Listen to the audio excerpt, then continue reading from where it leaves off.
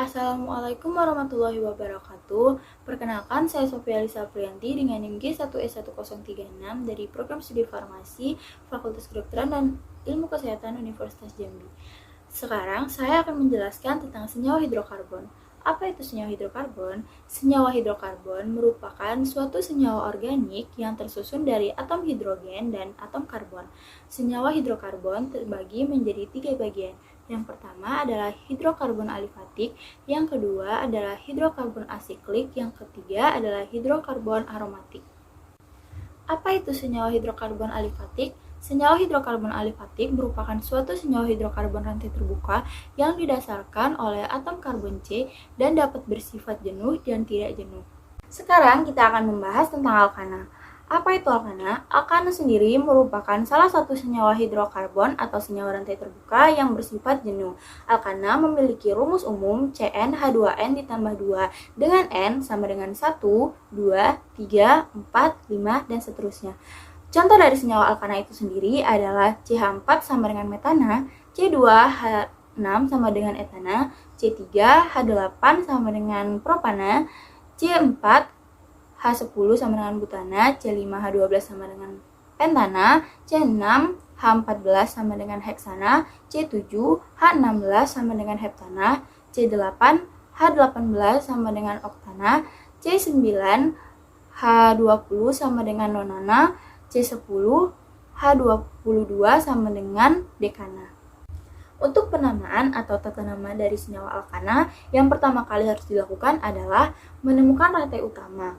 Rantai utama merupakan rantai induk yang terpanjang. Tidak hanya terpanjang, rantai utama juga harus memiliki banyak cabang. Yang kedua adalah menemukan rantai cabang atau bisa dibilang sebagai gugus alkil. Jika sudah menemukan gugus alkil, maka akhiran ana bisa diubah menjadi il. Contohnya metana menjadi metil, etana menjadi etil, propana menjadi propil, butana menjadi butil, dan seterusnya. Yang ketiga, untuk penomoran sendiri, diambil dari posisi yang paling dekat dari cabang. Yang keempat, untuk penamaan, jika nama cabangnya sama, maka diberi awalan. Contohnya, jika ada 2 nama cabang yang sama, maka diberi awalan di. Jika ada 3 nama cabang yang sama, diberi awalan tri. Jika ada 4 nama cabang yang sama, maka diberi awalan tetra. Yang kelima, jika nama cabangnya berbeda, maka menggunakan aturan alfabet. Urutan dari penamaan alkana, yang pertama adalah nomor cabang, yang kedua nama cabang, yang ketiga adalah nama rantai utama. Senyawa alkana mempunyai sifat fisika, diantaranya yang pertama adalah semakin panjang rantai atom karbonnya, maka semakin tinggi titik didihnya. Yang kedua, semakin banyak percabangannya, maka semakin turun titik didihnya. Yang ketiga, senyawa alkana susah larut di dalam air. Yang keempat, senyawa alkana mudah larut di dalam pelarut nonpolar. Untuk sintesa dari senyawa alkana, yang pertama, metana dapat dibuat dan dihasilkan dari pemanasan pada suhu 1200 derajat Celcius. 2. Metode Barthelot. Metana dapat diperoleh secara tidak langsung dari senyawa CS2, H2S, dan logam Cu.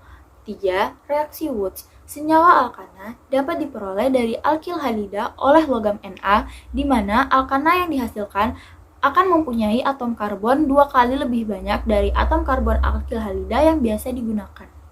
Yang keempat, senyawa alkana dapat diperoleh dari alkil halida melalui terbentuknya senyawa Grignard, kemudian dihidrolisis. Dan yang kelima, senyawa alkana dapat diperoleh dari mereduksi alkil halida dengan logam, misalnya logam Zn, campuran dari Zn ditambah logam Cu, atau logam Na dengan alkohol. Yang terakhir, reaksi Dumas. Metana dapat terbentuk melalui pemanasan asam asetat dengan basa kuat, KOH atau NaOH, tanpa adanya air. Reaksi kimia apa saja sih yang biasanya terjadi pada senyawa alkana? Yang pertama adalah reaksi pembakaran, yang kedua adalah reaksi substitusi halogen, yaitu halogenasi, yang ketiga adalah reaksi eliminasi, dan yang keempat, yang terakhir adalah reaksi cracking. Sekian penjelasan singkat saya tentang senyawa alkana. Lebih dan kurangnya saya meminta maaf. Saya akhiri. Wabillahi taufiq wal hidayah. Wassalamualaikum warahmatullahi wabarakatuh. Terima kasih.